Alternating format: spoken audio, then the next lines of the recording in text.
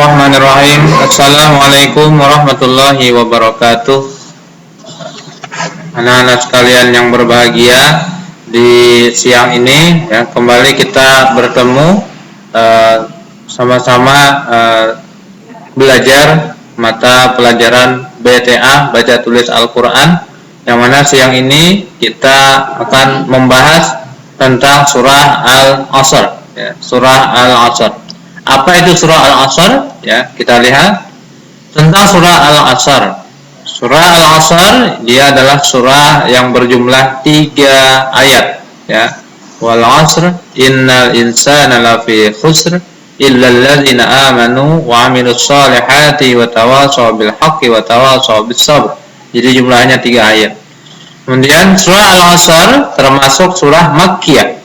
Surah Al-Asr itu termasuk surah Makkiyah. Ciri-cirinya kalau kita pengen tahu surah Makkiyah itu bagaimana, kita lihat ayat-ayatnya biasanya adalah ayat-ayat yang pendek-pendek. Artinya jumlah ayatnya tidak banyak ya. Nah, saja surah Al-Asr ini dia hanya berjumlah 3 ayat. Jadi itu adalah termasuk kategori surah Makkiyah. Kemudian apa surah Makkiyah itu? Surah Makkiyah yaitu surah yang diturunkan sebelum Nabi Muhammad SAW hijrah ke Madinah. Jadi kategori surah dalam Al-Quran ya, itu ada yang surah itu diturunkan Allah Ta'ala kepada Nabi kita pada ketika beliau masih belum ke Madinah. Kemudian itu namanya surah Makkiyah. Adapun ketika Nabi sudah hijrah ke Madinah, itu namanya surah Madaniyah. Nah, surah Al-Asr ini dia termasuk ke dalam kategori surah Makkiyah. Kemudian surah Al-Asr berada di urutan ke-103 dalam Al-Quran. Ya, kita sama-sama tahu ya bahwa surah dalam Al-Quran itu berjumlah 114 surah. Nah, urutan surah Al-Asr dia adalah di urutan ke-103 dalam Al-Quran. Ya, kemudian surah Al-Asr diturunkan sesudah surah Al-Insyirah. Ini artinya urutan dalam hal turunnya ya, bukan urutan dalam Al-Quran. Kalau urutan dalam Al-Quran, surah Al-Asr dia sesudah surah At-Takasur. Tapi kalau diturunkan kepada Nabi kita Muhammad SAW, surah Al-Asr ini diturunkan sesudah surah Al-Insyirah. Surah Al-Insyirah itu surah yang berbunyi alam nashrah laka sadrak. Ya. Kemudian selanjutnya adalah membaca surah Al-Asr. Dalam membaca surah Al-Asr, hendaknya kita perhatikan adalah satu, makharijul huruf ya. Yang kedua adalah bacaan mat, yang ketiga adalah bacaan dengungnya ya, serta juga bagaimana cara membaca secara waqaf gitu ya. Nah, langsung saja kita di sini akan membacakan surah Al-Asr, mudah-mudahan bisa disimak dengan baik ya. A'udzu billahi minasyaitonir rajim. Sebagaimana kita tahu ya, ketika membaca Al-Quran disunahkan membaca ta'awudz terlebih dahulu. A'udzu billahi minasyaitonir rajim. Bismillahirrahmanirrahim. Ketika membaca awal surah tentu jangan lupa membaca bismillah.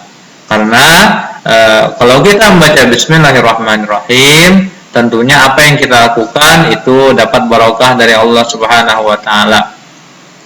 Bismillahirrahmanirrahim.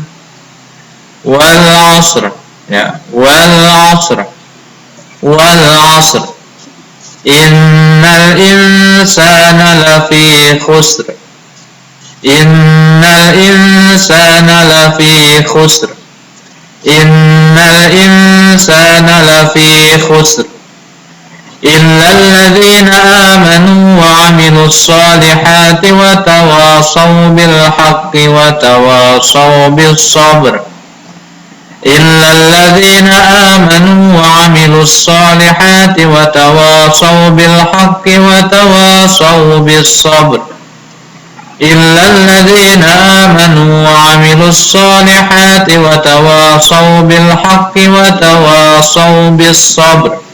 Jadi diperhatikan bacaan yang bertasydid ya, seperti innal ya, kemudian bacaan dengung insa, kemudian juga bacaan mat illal ladzina amanu wa 'amilus solihat, kemudian makharijul huruf ha, ain juga ya, kemudian qaf dan juga huruf shad, itu harus diperhatikan. Kemudian cara muwaqafnya juga memang ada beberapa cara ya, namun di sini yang Bapak bacakan itu adalah satu cara saja, yaitu dengan mematikan huruf ra-nya. Wal 'asr innal insana lafi khusr illal ladzina amanu wa 'amilus solihati wa tawasaw bil haqqi wa tawasaw bis sabr.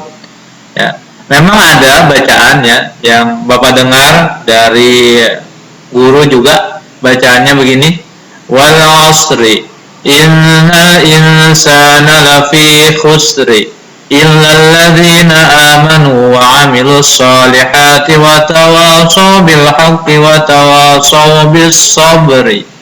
Itu dengan dihidupkan huruf baris terakhirnya. Namun itu sengaja di sini tidak Bapak kasih untuk kalian untuk membaca seperti itu. Bapak berharap kalian membaca seperti yang pertama tadi, yaitu Bismillahirrahmanirrahim wal 'asr innal insana lafi khusr illal ladzina amanu wa 'amilus solihati wa tawasaw bil haqqi wa tawasaw bis sabr.